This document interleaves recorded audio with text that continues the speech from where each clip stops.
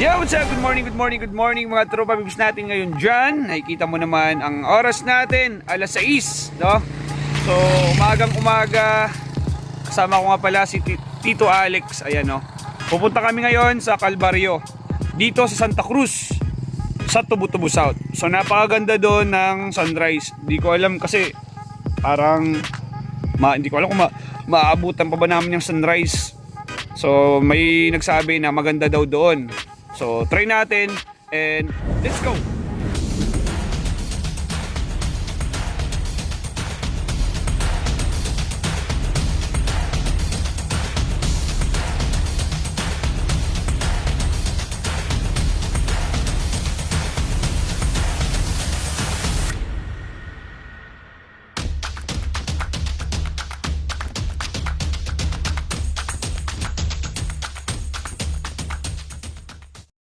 Nasa likod lang ito ng school.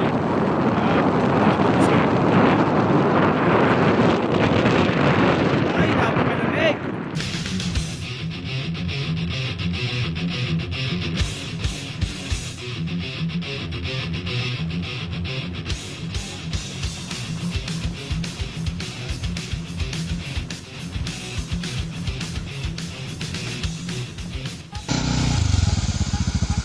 Alright!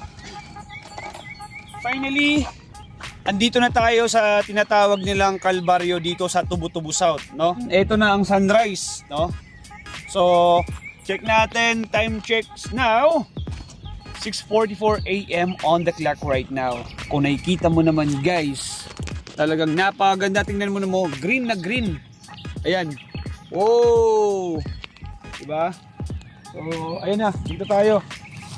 Alright, kasama ko ngayon, ang nagbibideo ko ay si Tito Alex. Ayan, pakita ko yung mukha, syempre ba? Ayan. Hey! That is our videographer for today. Ayan.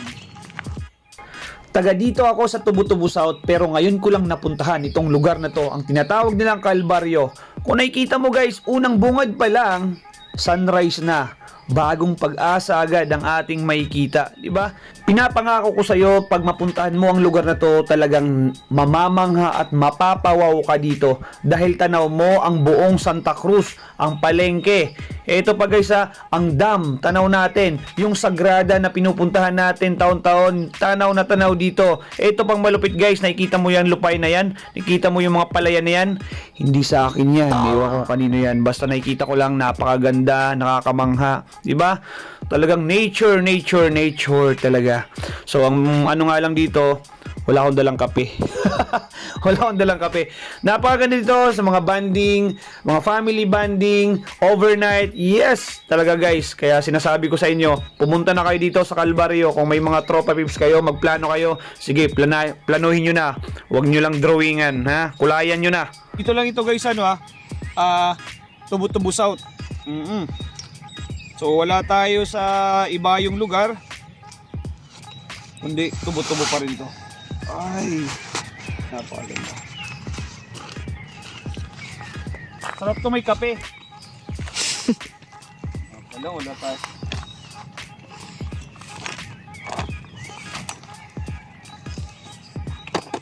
Habang pinagmamasdan ang mga kapaligiran.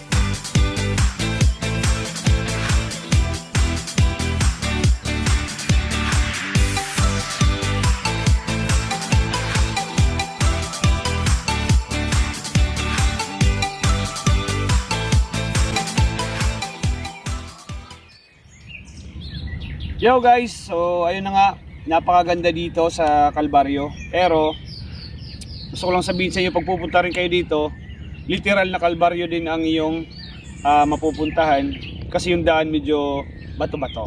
Ha! Pero guys, kahit bato-bato yan, kung talagang gusto mong puntahan yung mga ganitong klaseng kaganda ng mga lugar, wala naman lugar ng mga ganda na nasa bungad. Talagang lahat patago. Kahit yung Coto Mines, marami muna tayong madadaanan ng mga lubak-lubak, ang layo, di ba? Gusto natin puntahan. Hindi kaya yung mga motor kung ano man, di ba? Pero bago mo mapuntahan yon, so kailangan ka munang magtiis. Tawag dito, kailangan muna natin malabanan yung mga challenges na yan. Pag once na malusutan natin yung mga challenges na yan, ayun, doon natin makikita yung mga malaparaisong mga lugar. Parang ganito, tingnan mo, Balok-Balok Falls, di ba? Yung pinuntahan natin. Diba, bago natin mapuntahan, syempre, ganun din yung daan, kailangan muna natin pagtiisan, no? Yun nga, yung Coto Mines, kailangan din natin tatahak muna tayo ng mga malayong lugar, mga lubak-lubak na mga daan, di ba? Madami. Bagset River, yun. Malayo, wala siya sa bungad. Kaya yung mga Malaparaiso, tago yan. Okay? Pero bago natin mapuntahan yung mga Malaparaiso na yan, kailangan muna natin pagpaguran yung mga bagay na yun. Parang hinahalin tulad lang din sa buhay natin, di ba? Bago natin ma-achieve yung mga pangarap natin. So, you need to strive hard in order to fulfill your dreams. Di ba? So, ganun lang yun. Ayun, sa mga gustong pumunta dito, dito lang po yan sa Tubu-Tubu South. Tubu-Tubu South. Yung likod lang ng school to, diretso lang. Para makita mo yung ganito kagandang view. Maganda dito guys. Sunrise. No? Maganda dito sunrise. Napakaganda dito. So nakikita mo naman. So ngayon, syempre, ano pang gagawin natin? Uuwi na tayo. Diba? Ako nga pala si Tata Jack. Lagi nagsasabi, be yourself, you're amazing.